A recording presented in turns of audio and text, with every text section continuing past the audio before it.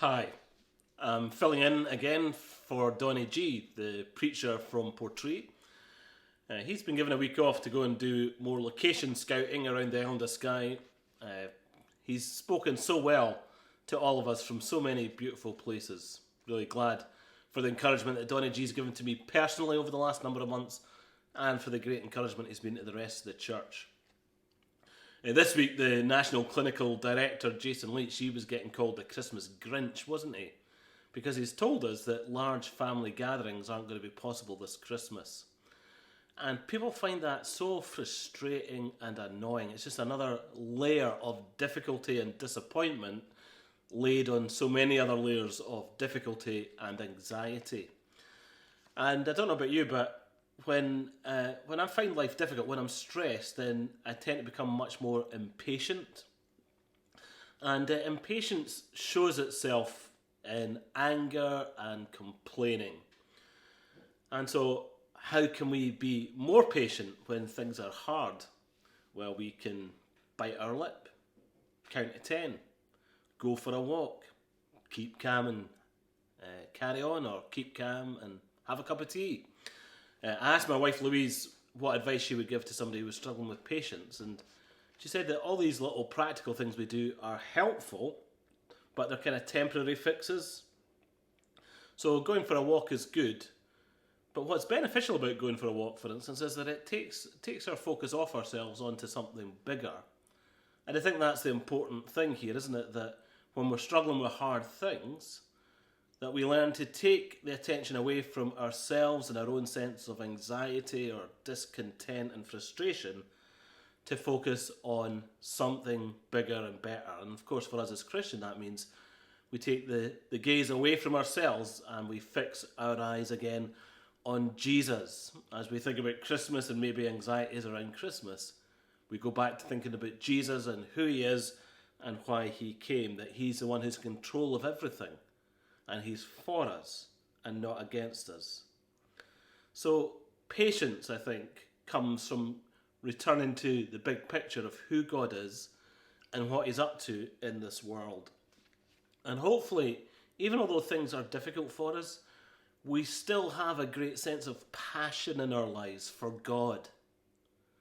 That we're remembering that our calling is to glorify God and enjoy him forever. He's our joy, our hope, and our first and greatest love. And when we're passionate about God, when we fix our eyes on him, I think that gives us a real sense of anticipation in life.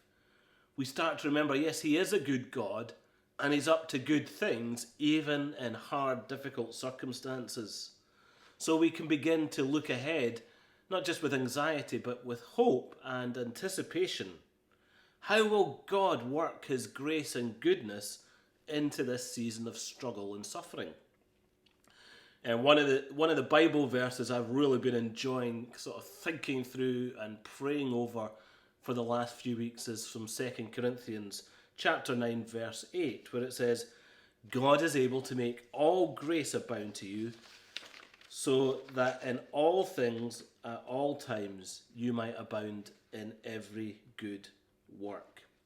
So God makes grace abound to us in all things at all times. God makes grace abound to us in the time of COVID, in a time of pandemic.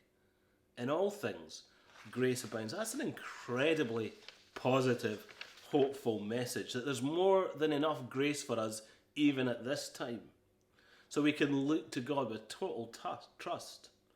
There's an abundance of grace so that we will then abound in every good work. So we're looking out, looking to God and saying to God, as you pour grace into my life in so many different ways, but primarily through the gospel hope, how do I then show grace to others and abound in every good work? How do I love, bless, serve my family, my neighbours, my colleagues, my congregation, the local community, the church family? One of the things that I'm really sort of thinking about and praying about and excited about is how's God going to build his church at this time? What's God going to be doing through this season to help renew and awaken his people to serve him with even greater love and devotion. Jesus has said he will build his church and all the powers of hell will not overcome it. So how is God building his church at this time? What does evangelism look like in a time of COVID? What does mission look like? These are really great things to think about and pray about and pursue as we look outwards and look to God. So we need to be really patient. We need that big picture that God's at work. We need to be passionate about what truly matters, God and his glory in this world. And I think we need to be prayerful. And one of the things that I've been sort of chewing over and meditating on is Daniel in the exile, a time of great suffering and stress for Daniel and for those who were with him, exiled in Babylon, living under enormous pressure far from home.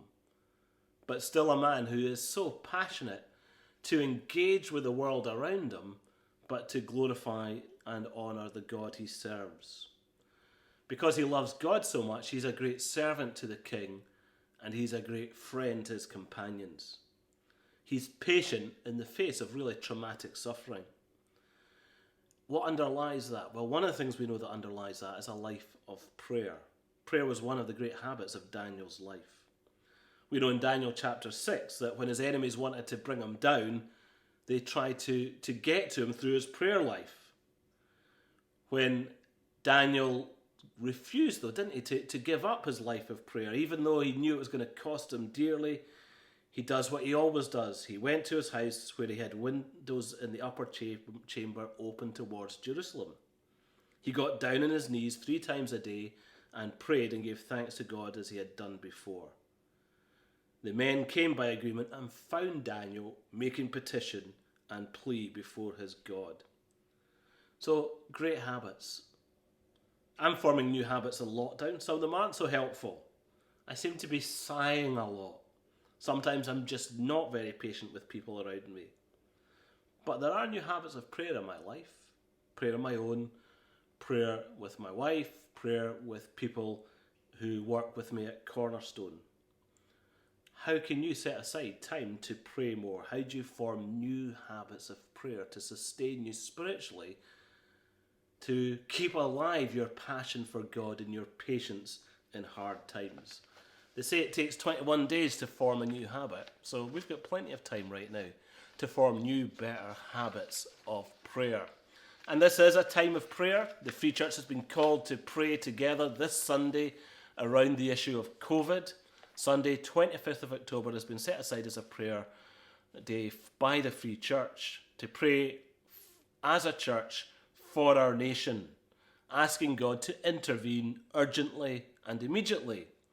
So on Sunday, we want to encourage you to pray on your own, to pray with those who live in your house, to pray with your church family if you can, to cry out to God for help and for hope.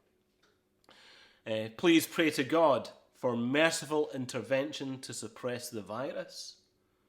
Pray that God will give recovery and good health to those who are suffering. Pray that God would comfort those who've endured loss. Pray that God would turn the hearts of our people in repentance towards the Lord our God. And do pray that the Lord would give his blessing to the preaching of the gospel. And pray for the spirit of prayer in your own life day by day. Thanks for taking time to watch this. Donnie G will be back with you soon. Meantime, keep praying and keep praying.